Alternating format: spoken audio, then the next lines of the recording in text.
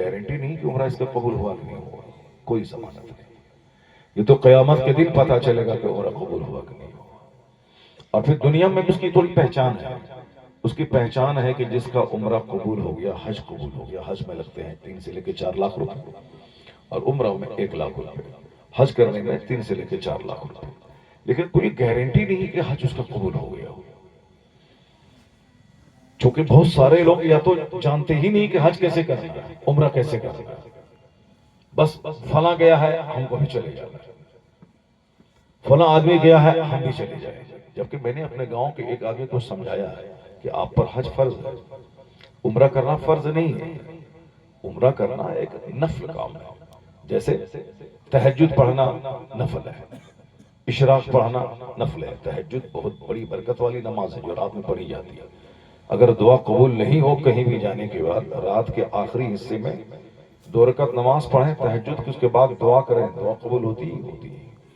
اس پہر میں آواز آتی ہے آسمان دنیا سے، ہے کوئی معافی مانگنے والا، ہے کوئی روزی مانگنے والا، ہے کوئی دنیا مانگنے والا، ہے کوئی جنت مانگنے والا. مانی دینے والا کہتا ہے کہ مانگو مجھ سے میں دوں گا، مگر لینے والا سب سو رہا ہے. کروڑوں میں کوئی ہے جو جاگ کے ہوتا ہے. وہ وقت ہے دعا کی قبولیت کا. وہ وقت ہے کہ خود رحمت الہی آواز دیتی ہے کہ مانگو میں تجھ کو دوں گا. تو وہ وقت ہے. مگر وہ تہجد کی نماز فرض نہیں، برکت والی نماز ہے.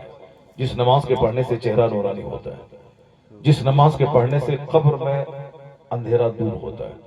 مگر وہ فرض نہیں ہے. پڑھیں بہت ثواب ہے، نہیں پڑھیں تو کوئی گناہ نہیں.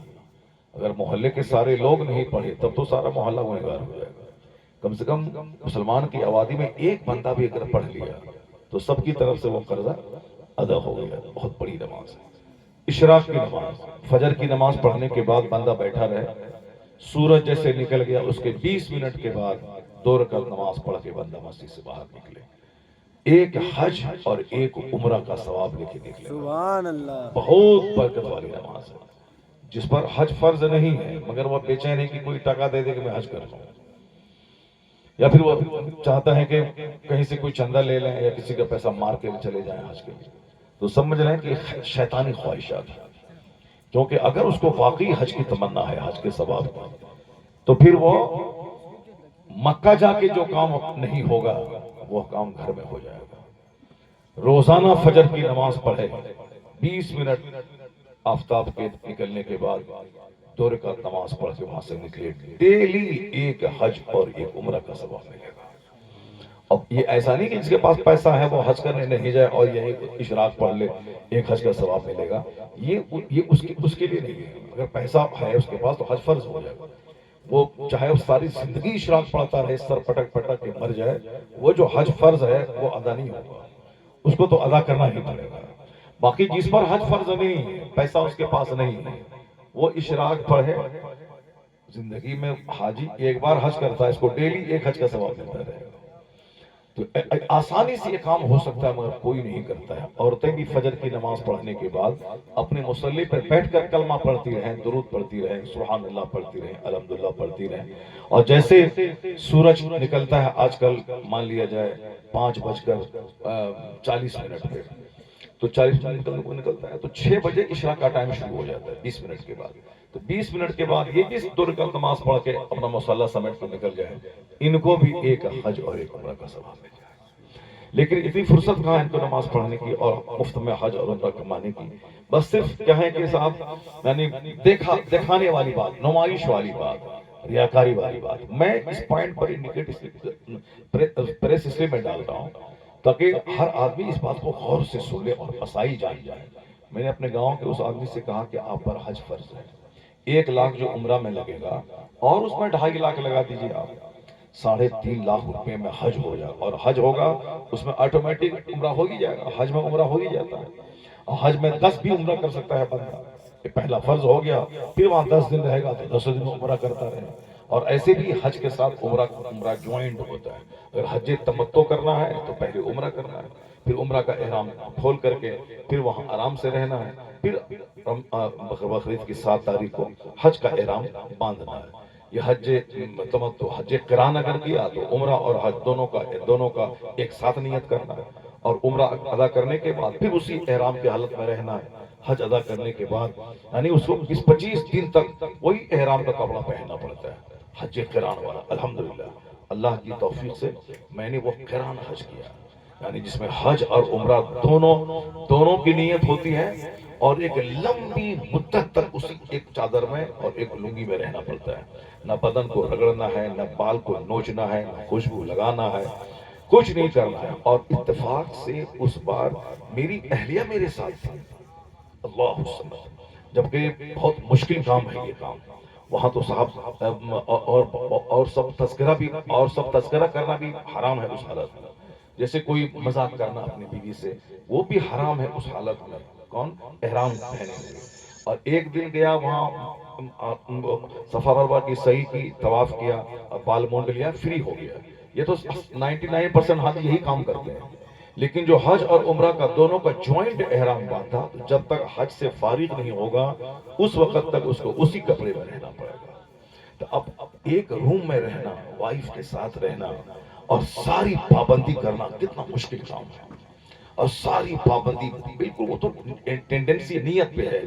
آپ دماغ میں اگر آپ نے ٹھان لیا کہ مجھ کو ایسا کرنا ہے, بس کرنا ہے. تو حج میں عمرہ تو ہو ہی جائے گا, لیکن یہ الگ سے جانے کا کیا مطلب ہے. ہاں جو حج کر چکا ہے وہ جائے, اللہ پیسہ دیا تو ہر مہینے جا کے کرے, ہر سارا رمضان مکے میں گزارے. لیکن اگر مشکل سے اگر آپ کو عمرہ کرنے کا 1 لاکھ جمع کر رہا ہے, یہ بولتا ہے ایک بار جا کے وہاں دیکھنا کر کے آئیں گے, اس کے بعد پھر جا کے عمرہ کرنے جائیں گے تو آسانی ہو جائے گی. یہی وہ ہمارے گاؤں کا وہ بندہ یہی بولا تھا کہ ایک بار چلے جاتے ہیں, دیکھ سن کر کے آ جائیں گے, پھر اس کے بعد حج کرنے کے لیے چلے جائیں گے. میں نے ان سے کہا کہ معلوم ہے میں کتنی بار گیا ہوں, میں کتنی بار گیا ہوں اور کتنی بار میں حج کیا ہوں, آپ میرے گاؤں کے ہیں, آپ کو معلوم ہے. اتنے جانے کے بعد بھی ہر بار لگتا ہے کہ پہلی بار آ رہے ہیں. سبحان اللہ. ایک ہیبت ہے کعبہ کی. ایسا نہیں کہ ہم بار بار گھومتے ہیں تو بس سب راستہ دیکھا ہوا ہمارا. ہر بار ایک عجیب سی ہیبت تاری ہوتی ہے.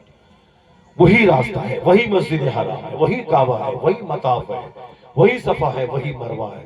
کیا گھوم کے تم آئیں گے. یہ رانچی ہے کہ جا کے 2-4 بار گھوم کے گلی گلی گھوم کے آ گئے, پھر جب وہاں جائیں گے تو وہ گلی یاد رہے گی. رانچی میں گلی یاد نہیں رہے گی. ایک گلی ہے کیا وہاں پہ, رانچی میں بھی ہزاروں گلیاں ہیں. تو ایک بار جانے سے کیا ساری گلی یاد ہو جائے گی. یہ فالتو باتیں, شیطان اس طرح کی باتیں دماغ میں ڈالتا ہے. میں نے اس کو کہا کہ آپ حج کر لیں, مگر میری بات نہیں مانا. وہ عمرہ کے لیے چلا گیا. عمرہ سے واپس آیا, اس کے بعد بیمار پڑ گیا, مر گیا. یعنی حج فرض تھا, نہیں کیا. حج جو چیز فرض ہے, اگر فرض ادا نہیں کرے اور نفل کرے, کوئی نفل قبول نہیں ہوتا. جس پر حج فرض ہے وہ 50 بار جا کے عمرہ کر کے آئے, یہ عمرہ اس کا پینڈنگ میں رہے گا. اس کا پینڈنگ کا مطلب معلق, معلق کا مطلب ہنگ لٹکا ہوا رہے گا. اس کا قبول نہیں ہوگا. جو آدمی فجر کی 2 رکعت نہیں پڑھے, وہ اشراق پڑھے, ساری زندگی پڑھ کے مر جائے مگر وہ قبول نہیں ہوگا. فجر کی نماز کے ساتھ میں اشراق پڑھے اس کے بعد, تب پھر اس کو ایک حج ایک عمرہ کا ثواب ملے گا. لیکن اگر فجر نہیں ادا کیا, وہ بیٹھ کے رہا اشراق کا ویٹ کرتا رہا کہ ایک حج کا ثواب ملے گا, ایک کوڑی کا ثواب نہیں ملے گا. قانون ہے.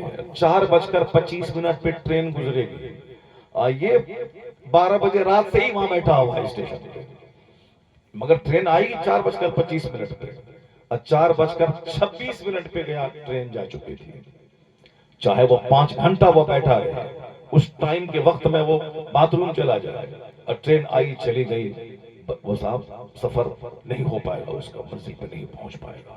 عین وقت پہ جو چیز فرض ہے وہ فرض ہے. فجر کی نماز اپنے ٹائم پہ فرض ہے, اس کے پڑھنے کے بعد تب وہ اشراق کی نماز پڑھے تو دونوں مل کے اس کا درجہ بلند ہو جائے گا. لیکن فجر چھوڑ کے کوئی اشراق پڑھ لے, کوڑی کے دن کچھ نہیں ملے گا. نماز پنجگانہ کے ساتھ کوئی تہجد پڑھے تب اس کو ثواب ملے گا. عصر کی 4 رکعت فرض ہے, 4 رکعت سنت ہے. کوئی سنت عادتاً نہیں پڑھے, کوئی گناہ نہیں ہوگا. اگر پڑھ لے گا بہت ڈھیر ثواب ملے گا اس کو. اگر پڑھ لے گا تو, اگر نہیں فرض پڑھ لیا تو فرض ادا ہو گیا. سنت نہیں پڑھا